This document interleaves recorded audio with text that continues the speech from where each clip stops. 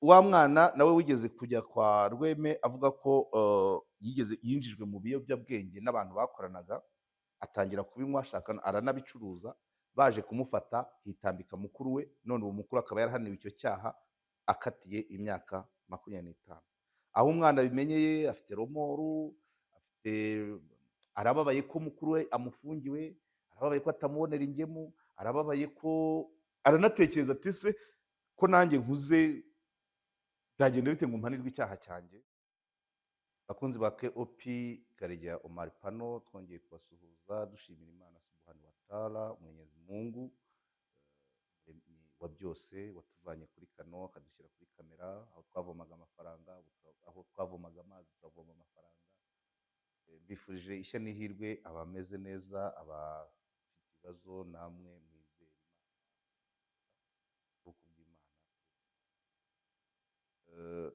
Ubu rero tugarutse mu cyiciro cy'amasomo.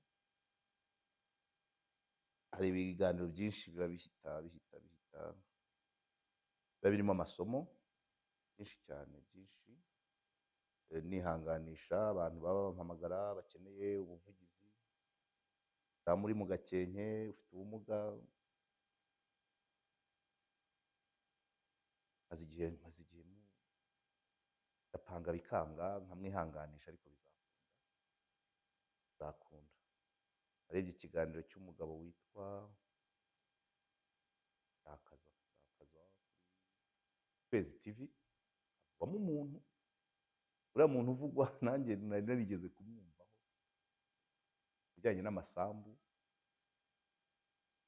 ahantu afite isambu ngo atumvikanaho n'abavandimwe, isambu nayigezeho barambwira ati bamwe batera hari abashinzwe kurandura, bamwe batera imyaka abandi hari abashinzwe kubatera amabuye ariko uyu mugabo iby'isi tubyirukaho cyane, ariko ukurikije uko bamuvuga imbaraga arazifite, amafaranga arayafite, ariko igisigaye ni ukumenya ngo ukunda ibintu cyane. Honorable Jean Pierre, uyu muntu buriya ntimuziranye, mwegereye mukamubwira uti ukunda ibintu cyane.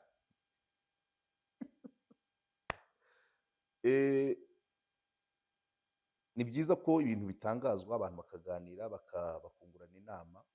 Rimwe na rimwe icyabaye akenshi twebwe dutangaza kuvuga ngo kiravamo irihe somo ku basigaye, ibyamaze kuba byakemuka bite, cyangwa se abandi babitekerezaga bo babyitwaramo bate. Ndibuka kesi ya Kayombya na Kayonga, sindamenya uko yarangiye, ariko kuba batakimpamagara ni uko hari uburyo byakemutsemo. Ubundi Kayombya we yari yaransabye ngo nzabahuze kuri kamera, we na Kayonga, ariko ntago byakunze, ariko ubwo bacecetse hari icyabaye. Nizere ko ubwo kuba mbivuze ni ukugira ngo nabo bampe feedback, bazampe feedback y'uko byakemutse, na ba Viateur n'abandi basaza b'i Kayonza bazambwira uko byakemutse. Nongere nsuhuze bamwe mu bakunzi ba KOP, n'ibindi biganiro nkora mu bindi bigo bankurikira aho bari hose, mu byaro, ab'i Gasange, ndizera ko mwageze mu rugo amahoro muvuye mu bukwe, n'abo mu bindi bice, abo twahuriye mu bukwe bwa Kanyizo i Kanombe, mwese ndabasuhuje. Ariko ntanga itangazo. Umudamu wasohoye umugeni aririmba, umugeni wa Kanyizo, afite ijwi ryiza cyane, abamuzi bazamushimire kandi nibishoboka bazampe na nimero ze, ijwi ryiza cyane. Mpere ku itangazo, ubwo sindinjira mu masomo yavuye mu biganiro nabashije kumva. Ubushize natanze itangazo, mu kiganiro cy'ubushize natanze itangazo ku bantu b'abacuruzi bishyurwa ku nimero zitari kode, muri komantere bambwiye ko hari umuntu wanyandikiye ambwira ko eh, kuri kode bidashoboka. Ryari itangazo rivuga ngo hari abantu bishyura ku nimero yamaze gukonsoma cyangwa ibintu yamaze kubifata, yamara kwatsa imodoka agahita yandika atangwa umwitangirizwa ku kigo cy'itumanaho ko amafaranga ye yasohotse mu buryo bunyuranyije, mu buryo atashakaga. Hanyuma wa wundi wakiriye amafaranga bagahita bamuha mesaje ngo amafaranga wari wakiriye avuye kuri kanaka si ayawe, tegereza. Bampaye komantere rero, umuntu yaranyandikira arambwira ngo birashoboka ko iyo wishyuye kuri kode byo kuyisubiza bidakunda. Ni kimwe, ubwo ni ukubireba, ni ugufasha abantu gutekereza nyine. Urumva nk'iyo komantere narayibonye kubera ko nari nabivuze. Iyo ntabivuga hari abantu bashobora kuba bahombywa nuko buri munsi iyo fagitire yari ibihumbi 15,400, buri munsi bakwiba 15,400, se wazacuruza? Ugomba gushaka umusoro. Bakakwandikira ngo dore ngo aya mafaranga asuye kuri kanaka, bakaguha nimero ze, avuye Kigali atashye Rutsiro, uzamubona se? Ni kimwe. Nkomereza kuri iyo ntuza ku bijyanye n'ibijyanye no kohererezanya amafaranga. Ejo kuwa gatandatu nabonye abantu bitonde, ikibazo cy'aba agenti gikomeje kuba ingorabahizi, nabo bicara bahimba andi mayeri. Barimura amakiyosike tugasakuza, bakwimura imitaka tugasakuza. Noneho abatembera nabo, wa wundi utembera udafite aderese, abo nibo bafata amafaranga ukamubura. Kuwa gatandatu mbona umugore gutya umeze nk'utwite, ufite amenyo y'intaragurize, wigira nk'uza abantu benshi, buriya nabyo ni ikibazo. Nari mpuye n'umugabo w'inshuti yanjye, mu gihe turi kuganira twese atwereka ko atuzi, ariko twe tutamuzi. Amaze se ukorera hehe? Ati mfite ahantu nkorera hano hafi, ariko iyo habaye ubukwe negera ahabereye ubukwe ko haba hari abantu benshi. Abantu baje mu bukwe se babohereza amafaranga? Ubwo ni ukugira ngo abantu bagire impungenge z'aba agenti batembera. Icyabaye ni uko uwo mugabo twari kumwe, hari umuntu yagomba kohereza amafaranga arenze 300,000 inshuro zingahe, muri ambiyanse y'ubukwe, abantu bajagaraye baramukanya badaherukana, bamaze imyaka 20 badahura bahoberana. Umugabo narabyiboneye, naherutse umugabo abara amafaranga, nanjye mba muhoberanye n'undi muntu, na wa mugabo baba baramuhobeye. Umugore amaze gufata amafaranga arimo arandika muri telefone, amaze kumubaza amazina ati ni kanaka, ati umugabo telefone mu mufuka, agomeza guhoberana ibiganiro. Kuko yahise abona ko inimero yamuhaye ariyo yoherejeho amafaranga. Umugore aba aciyeho kanya, uwo boherezaga amafaranga yongera guhamagara ati kandi nabisoje, wa mugabo ati kandi nabisoje, reka da, kumbe umugore yaciyeho. Ibi abantu bitonde, bivuze ngo abagenti batembera bose nta kubizera, ariko ni ukugira amakenga. Kandi burya rimwe na rimwe ugize amakenga afatika, igihe ufite montant amafaranga menshi ugiye kohereza mu buryo bw'ikoranabuhanga, wakabaye ubaza umu agenti niba ayafite, byaba ngombwa akanabikwereka, kuko ayo mafaranga yari menshi nkurikije uko uwo mudamu namubonaga azerera atari kuyabona. Abantu ubwo hari abazerera muri quartier, ariko noneho hari n'abaza ahantu habereye ikirori, babyite gutyo, ahabereye ubukwe, ahabereye ikiriyo, aho bari gushyingura, ahabereye imibatizo, ahabereye amateraniro y'abahamya ba Yehova n'urugero, cyangwa amavuna y'abadivantisite, cyangwa se ahateraniye abantu benshi. Ukabona haje umu agenti atazanywe n'igikorwa kiri kuhabera, ahubwo ngo aje gushaka abo acuruza amafaranga. Nabyo ni creativity, ariko abo bantu kubizera biragoye, kuko aho hantu ntabwo hahoraho. Ko nibura umuntu uri mu mutaka cyangwa uri mu gakiyosike, ugize n'ikibazo uravuga uti nje kuri ino kiyosike umuntu ukoreramo hano. Ese uwo muntu watonze imbere ya sale y'ihema ya jardin, imbere y'urusengero, murataha nawe atahe, ejo uwo mugabo rero byamubayeho kandi namwihanganishije, fortunately twari tumaze igihe tutabonana, duhura gutyo bahita bamutekera umutwe bamukora ibyo.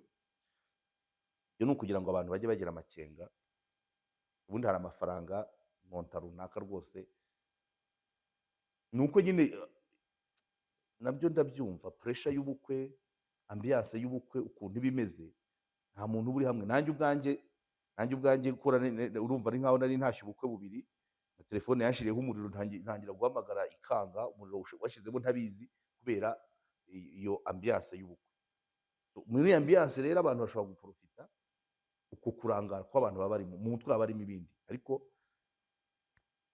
abantu bajye bagerageza bashyire mu gaciro, nkuko hari amafaranga ka memu wakagombye kohereza, ugafata na nimero z'uwo mu agent.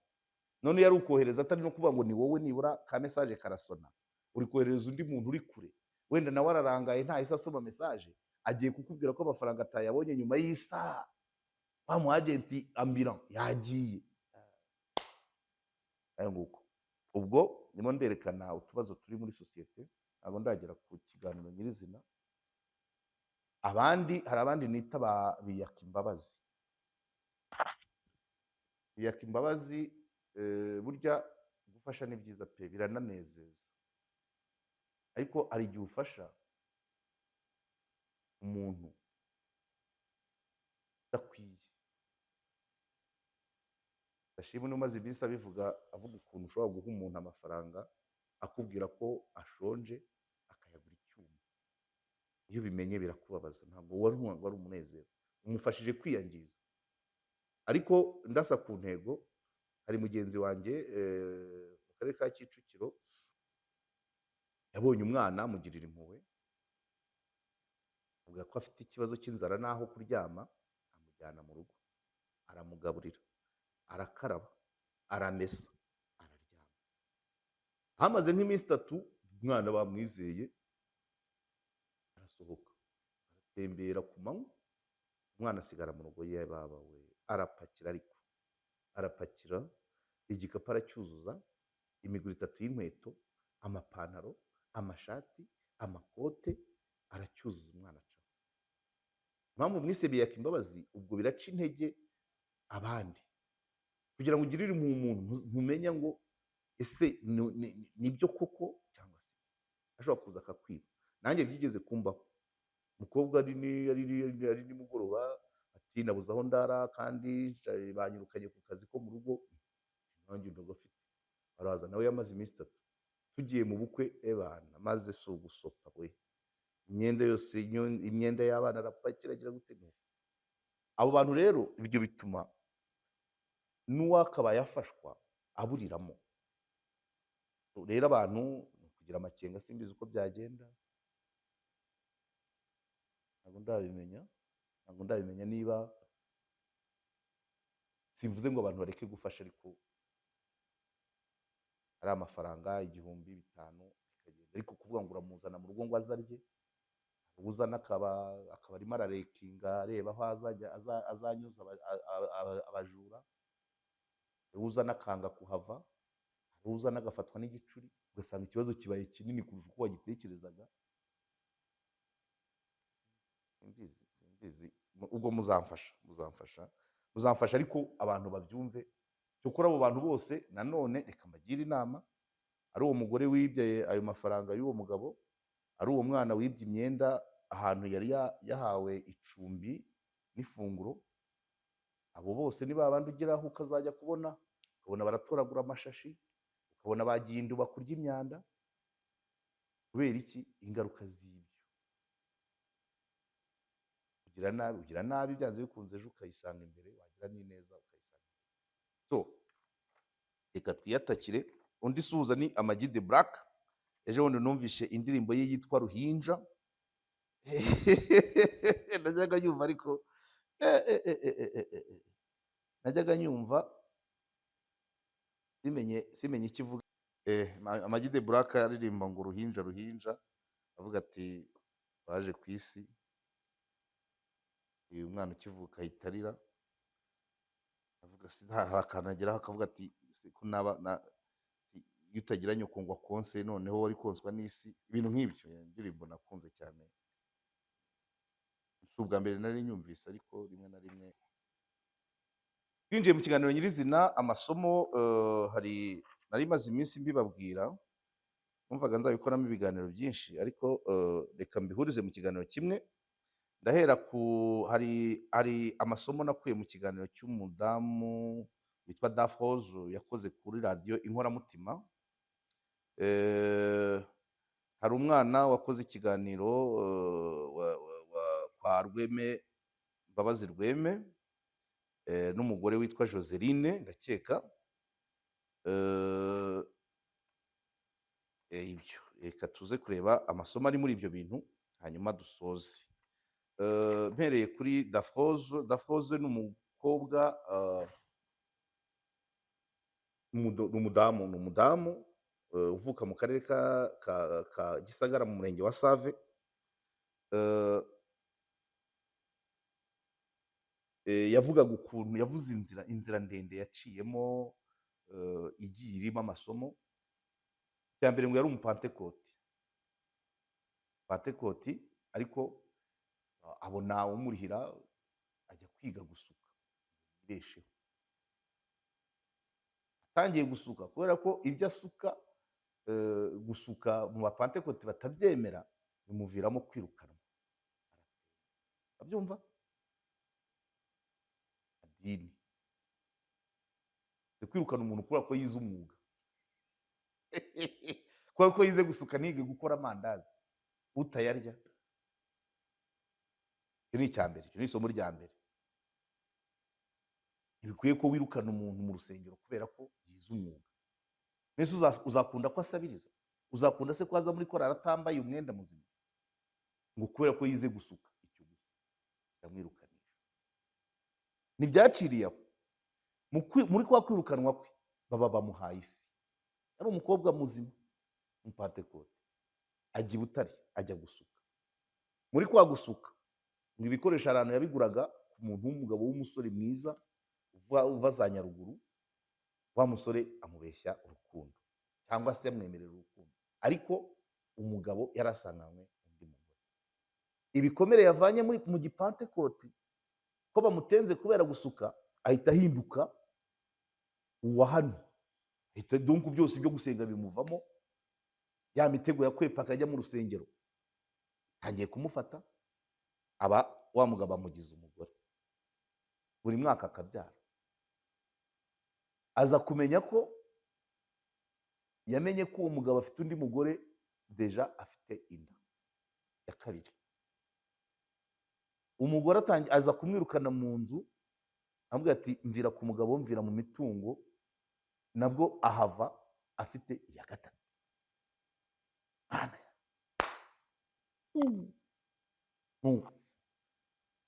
Izo ni ingaruka z'uko yirukanwe mu rusengero azira kwiga gusuka. Aje muri Kigali, arasutse, abantu bagira neza bakamucumbikira, abasha kubaho. Bukeye ngo haza undi munyamitwe w'umunyekongo. Umunyekongo araza ati murimo murakora ibintu bitagize bya feke, muze mbajyane Mozambique. Umugore agendera, abana basigiye nyirakuru Isave. Umugore ati ngiye Mozambique. Kandi ubwo akiri i Kigali yabashaga gupangira abana be, agapangira nyina amafaranga yo guhinga, y'imirimo. Abagiye Mozambique, abahagurukanye nawe umunyekongo bati tujye Mozambique.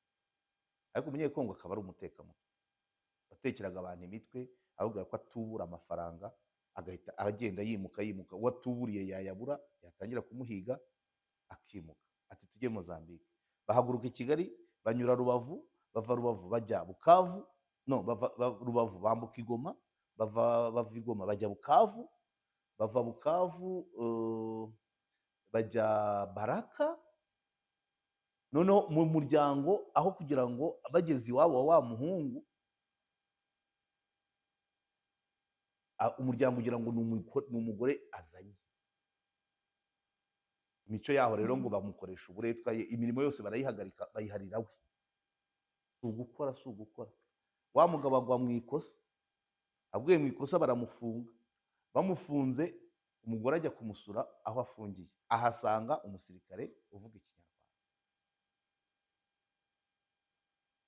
Ati ese wageze aha uteye ibiki n'ibiki? Nuko amurekurira umugabo, bavaho. Inzira baracyashaka igera Mozambique, bava Baraka, Uvira, Bujumbura, Kigoma, Kahama, Mwanza, Arusha, zose kugera Dar es Salaam. Baragenda barakubitika, bari batatu, uwo mugabo, uwo mutekamutwe na mukuru w'umutekamutwe na Daforoza, Nyandwi Daforoza. Nibyo ni ubuhamya yivugiye kuri ku nkoramutima. Baragenda barakubitwa, wa munyamitwe abura aho ayitekera, birangira bamubwira ati rero Daforoza kubera kumenya gusuka yari azi, yagendaga abona akazi, agatunga abo bagabo babiri. Arangije aramubwira ati ariko bya Mozambique ko mbona byapfuye, waretse tukakwigisha gusuka. Ibaza urwo rugendo rwose, finali yabaye kwiga gusuka uwo mugabo w'umunyamitwe. Daforoza ikiganiro cye cyagarukiye ahantu yagiye gukora muri salo, akayihayeho ko gusenga karagarutse kubera n'urukumbuzi rw'abana. None agiye gukora muri salo, iyo salo ngo ntibahuza, yari ifite nyirayo ngo yari afite izindi mbaraga bakorana, kandi n'abakozi bagomba kujya muri uwo mujyo. Daforoza arabyanga, birangira nyine bamwirukanye, ashaka inzira yo kugaruka mu Rwanda. Icyo bivugiye rero, mwumve nk'iyi story. Hari part 2 ntabwo nayumvishe ukuntu yaje kugera mu Rwanda n'uko abana bameze, ariko kwiga gusuka bikakuviramo kwirukanwa mu rusengero, bikakuviramo kujya mu buzima utari umenyereye, utazi imitwe y'abasore ba kino gihe, bikarangira ushatswe n'umugabo ufite undi mugore, bikarangira ubyaye indahekana abana 3, bikarangira uje i Kigali ukabeshwa kujya Mozambique, ukajya kuba umucakara Baraka, ukajya gusuka Tanzania. Nari nabwiye Didasi ngo azampe nimero z'uyu mudamu, numve n'ibindi. Ariko murumva inzira ya muntu uburyo iba igoye, genda ukubita hirya ukubita hino. Ibyo byose yari yagiye gusenga afite ikindi agamije, irangira yize gusuka ngo yitunge, nabyo bimuviramo kwirukanwa, abagiye mu buzima. Noneho ibaza ibyo bintu byose biraza bimwirundaho. Ubwo nawe ndanamusuhuje kandi nasabye nimero ze, nabyemera azazitange bazime, hanyuma ibindi tuzabivugana. Ubwo mpereye ku mugore, reka nkomeze ku mugore nyine. Undi witwa Joseline kwa Rweme, nawe yavuze ibintu byinshi. Abantu ikiganiro cyuragikurikira ukavuga ati ariko uyu muntu nta cyiza na kimwe kimubaho. Ariko ibibi gusa uko yarezwe na mukase, uko yarezwe na mukuru we, nawe akamufata nabi, bikarangira donc akagera aho yirera. Mu buhamya bwe agera n'aho avuga ukuntu yaryaga umwanda, cyangwa ibiryo byasigaye ariko birimo n'ubusimba, akabirira kuri buji ntushobora kumenya niba harimo urushishi cyangwa iki. Abantu ko bakubititse, hanyuma akagira umugabo ngo unyara mu biryo.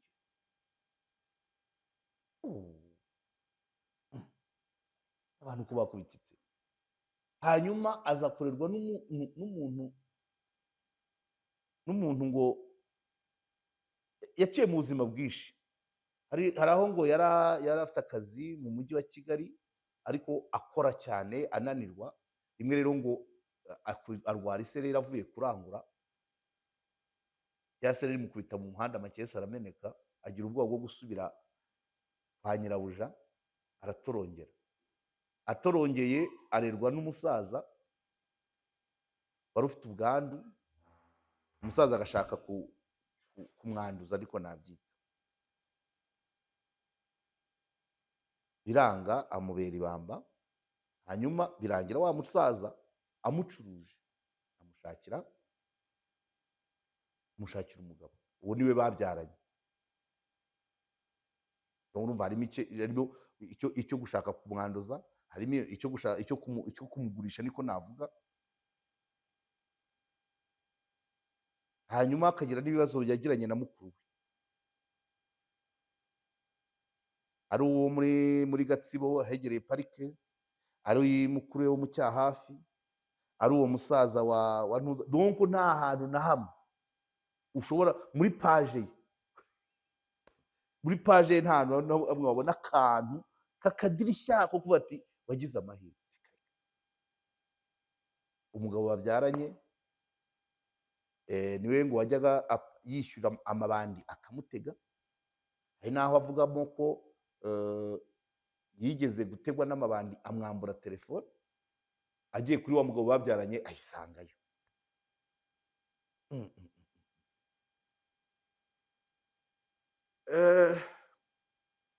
Ibi ni ibivuga ko hari abantu benshi baca mu buzima bushaririye ariko burimo byinshi bibi pe, ugategereza ikizimu ukakibura.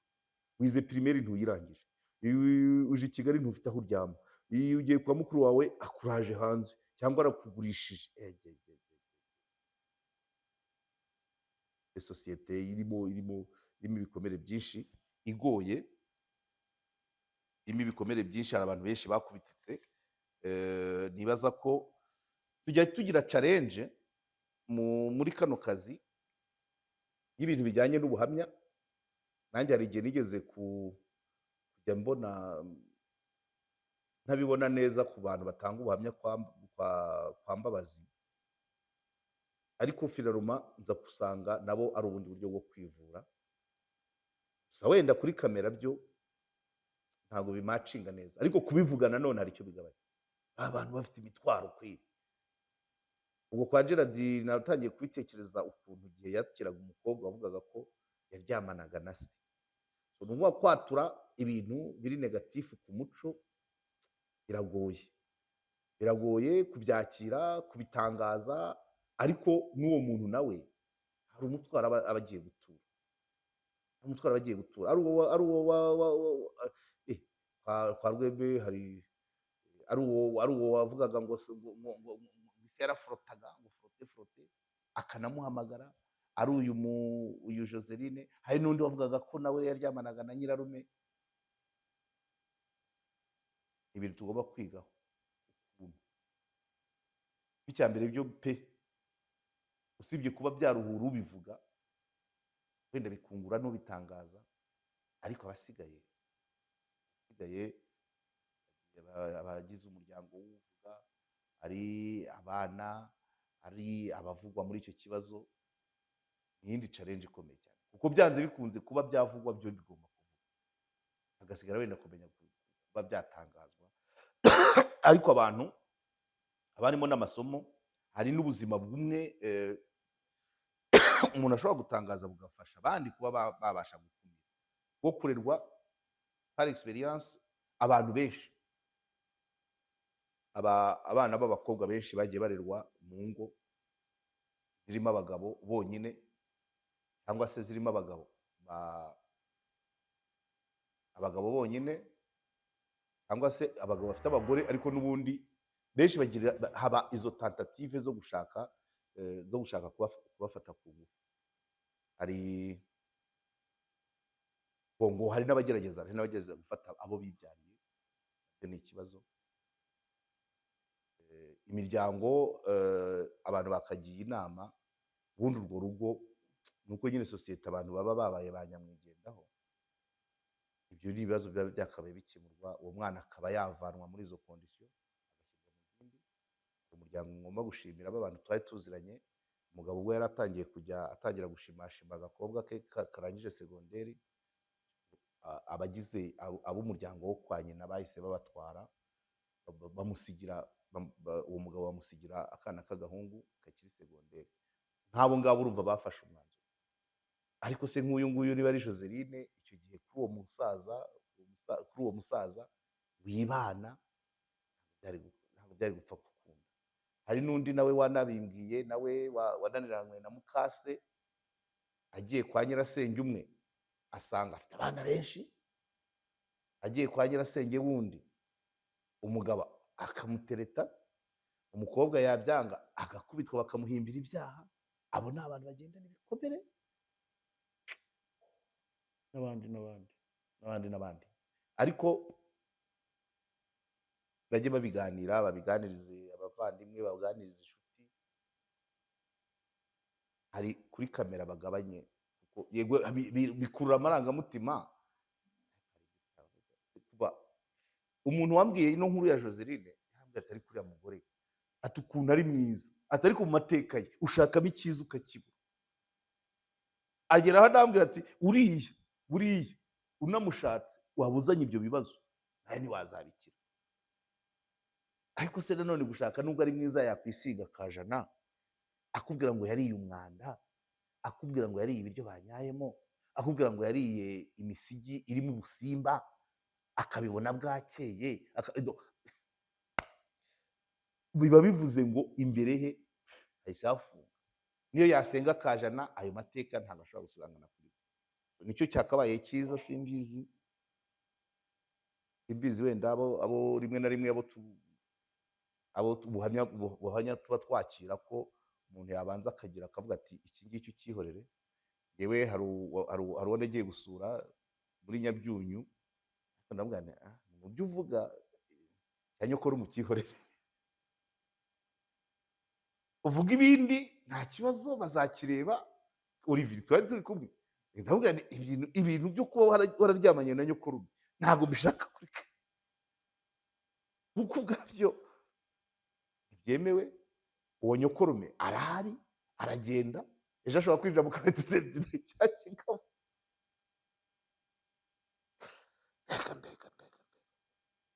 Dufite sosiyete irimo ibikomere byinshi byihishe. Ariko nanakiriye wa mugabo, undi mugabo wigeze kujya kwa Rweme avuga ukuntu umugore yagurishije imitungo, bari bafite inzu Karuruma. Uwo mugabo naramwakiriye, n'ubu twavuganye ko tuzagirana ikindi kiganiro. Umugabo wagiyeyo umuntu wize guteka, ariko nyine agatandukana n'umugore, bakamufunga moto ibiki n'ibiki, wavugaga ko aba mu nzu y'inkoko. Yaje kundeba, yashatse iminsi myinshi, ariko impamvu ntamwakiraga nari mbizi ko amateka yarimo ibikomere. Icyo ni kimwe. Ariko nanone maze kubona verisiyo, maze kubivugaho, abantu bamakomantere bavuga ko nawe atitwaye neza, ko hari amabutike yagiye ahombya. Abantu bambwira ko yigeze kugira undi mugore uri mimuri. Noneho ngenjeje make nawe atangira kunyataka, avuga ati kandi iyo yaba ari umugore muba mwaramwakiriye.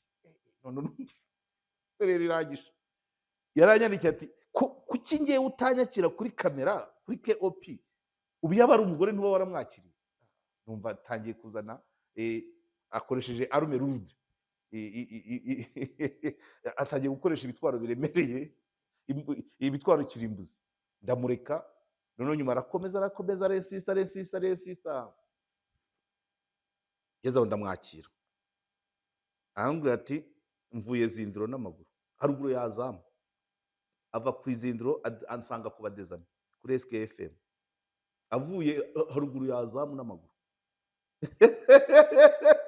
Arahaza, aravuga nta mwuka ntaki, turaganira byose ndabyumva, ndanabimubwira ibyo bambwiye, abanyandikiye, abo yahombereje amabutike, ibiki n'ibiki, iby'umugore tusa.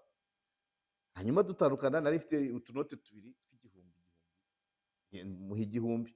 Nawe se tuyagabane, ngewe igihumbi kirangeza mu Kiyovu, nawe utege ufate iki gihumbi, aho kikugeza ahandi uhagende n'amaguru, cyangwa se wongere ugende n'amaguru uze kuyagura ubushera.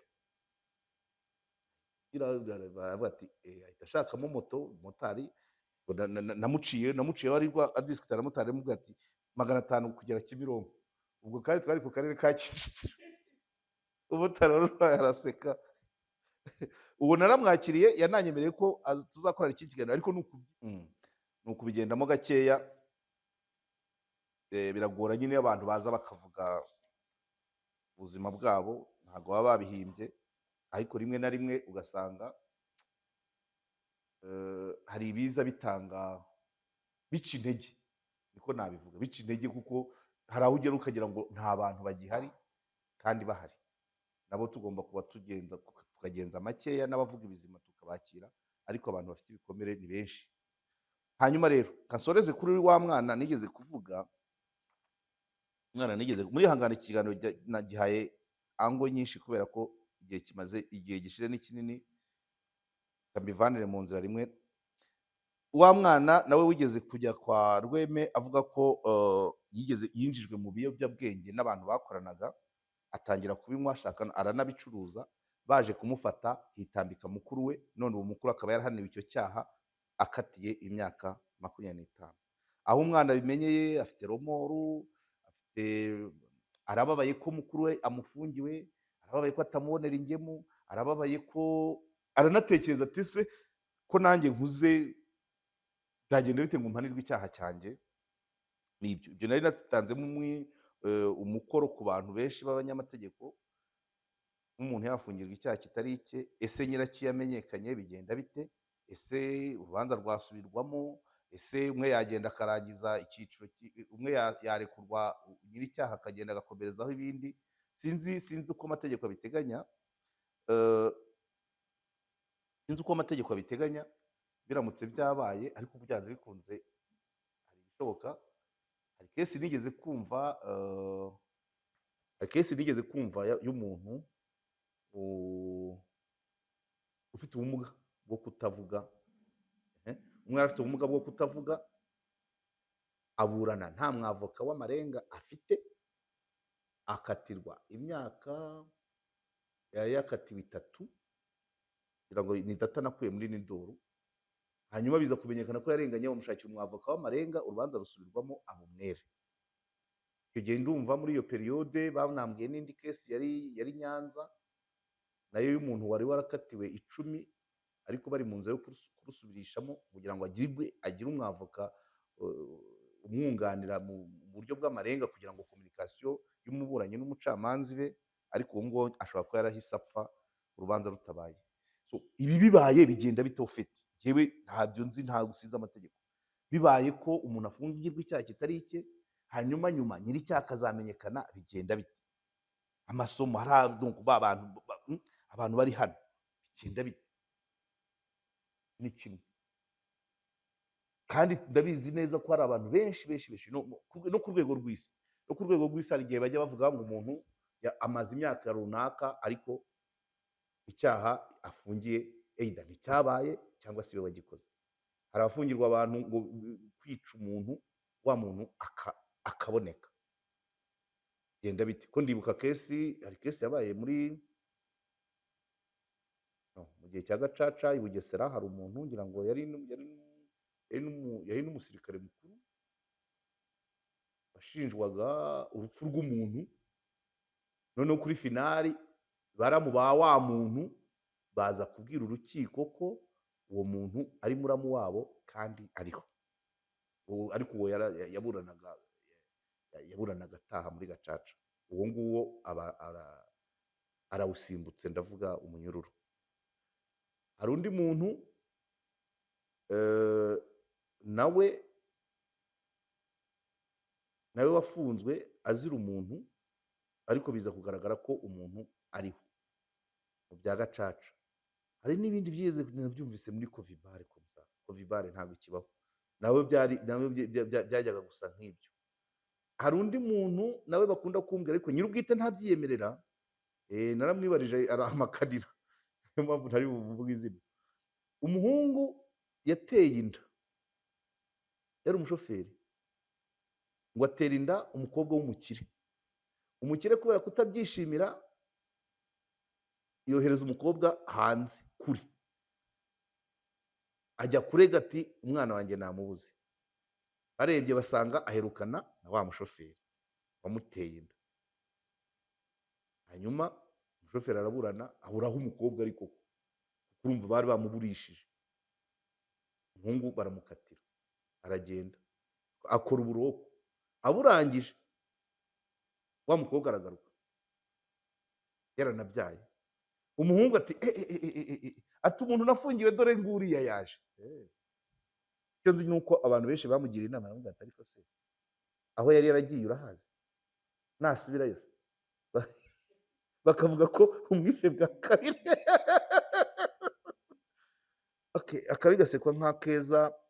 Iri ni isomo nakabaye twakabaye tuganiraho ukwaryo, ariko byumvikane ko bishoboka nubwo yaba pourcentage ntoya 0.005, hari abantu bashobora kuba bafunzwe bari mu bihano bazira ibyaha either batakoze bo ubwabo cyangwa se bitanabaye cyangwa se byakozwe n'abandi. Ni ukugira ngo abantu bakanguke cyane cyane nko ku bafite ubumuga bwo kutavuga no kutabona. Abafite ubumuga bwo kutabona kandi hashobora kuba hari nka kesi zitari munsi y'ebyiri. Abavugira abafite ubumuga bakabaye bagerageza bakavugana n'abunganizi mu mategeko n'iki, bakareba izo manza zabo bari bunganiwe n'abantu bameze bate cyangwa ntibari banunganiwe.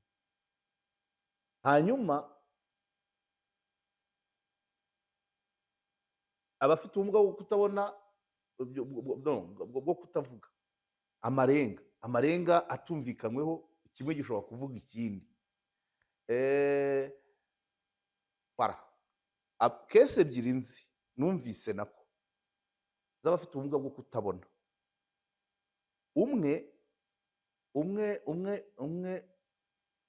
Umwe uturuka Gasabo aregwa viole.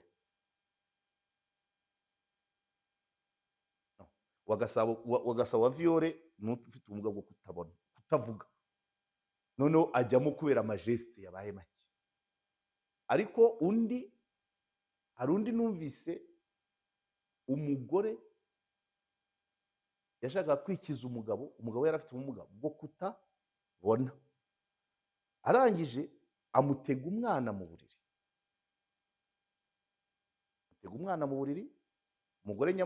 Umugore mukuru yigira iruhande, ahubwo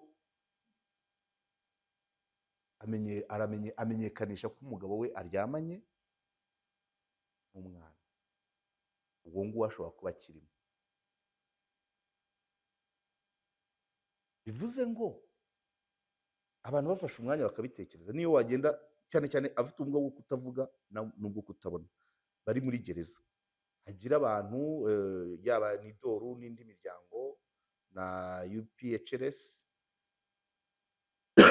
bakareba abo bantu bageze muri gereza bati, hakagira ikintu kimeze nko gusubiramo kesi zabo, si ukuvuga ngo bisubire mu rukiko, ariko bakazigaho bakareba niba zari zujuje ibisabwa byose, bagashaka abantu bafite ubushobozi bwo kuganiriza abo bantu, bakababwira ibiri ukuri, ibiri byo n'ibitari byo mu madosiye yabo, hanyuma hakaba hagira ikindi gikorwa. Icyo nakunze nanone muri ino kesi y'uno mwana ni urukundo mu bantu. Ufungirwa undi muntu ni uko muva indimi.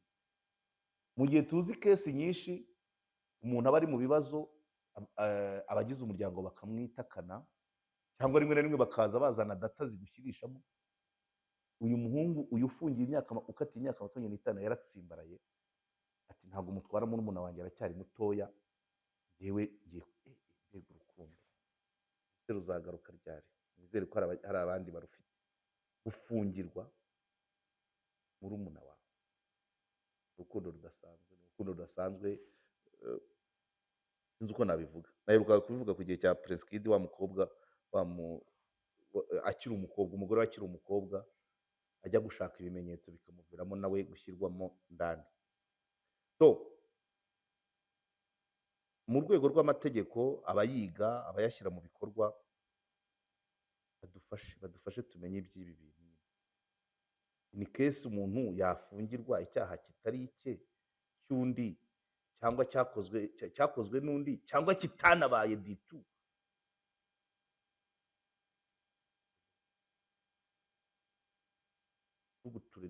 Ducuruguture ubwonko turebe niba bidahari, niba amategeko adahari, niba atabiteganya, ashakishwe, bica mu zihe nzira, n'inteko rararara.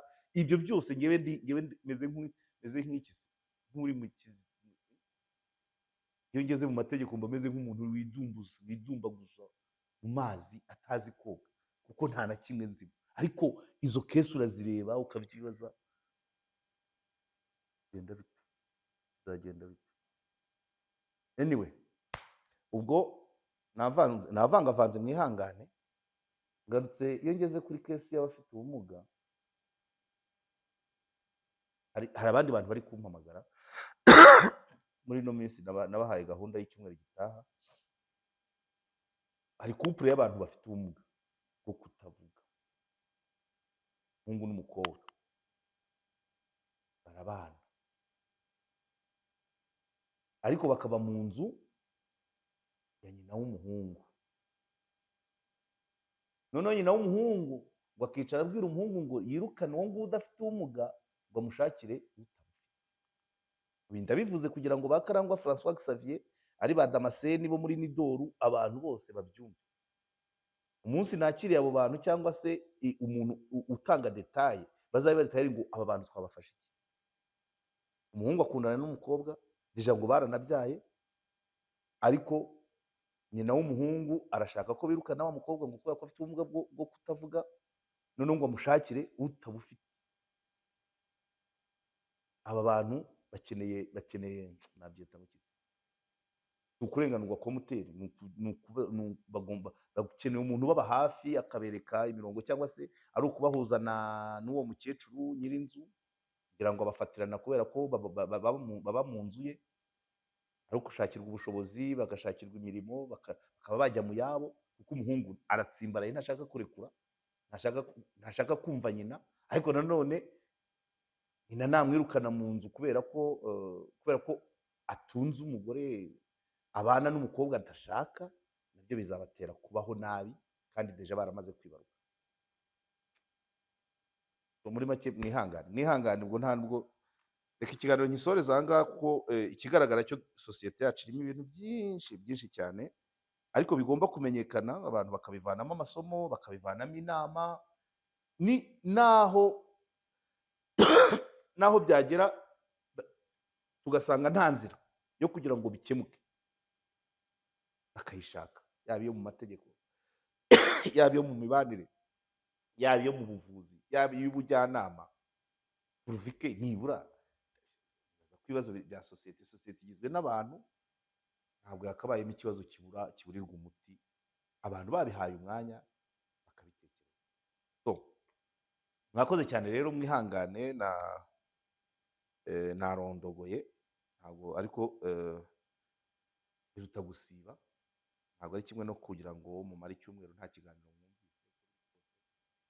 Hari abishimira kumva aho tuganira ku bibazo bimwe na bimwe, kandi birahari muri sosiyete kubivuga no kugira ngo abantu bajye inama, batekereze, cyangwa se banakumira ibindi byaramuka bibaye. Mwakoze cyane rero, mugire Imana n'amafaranga.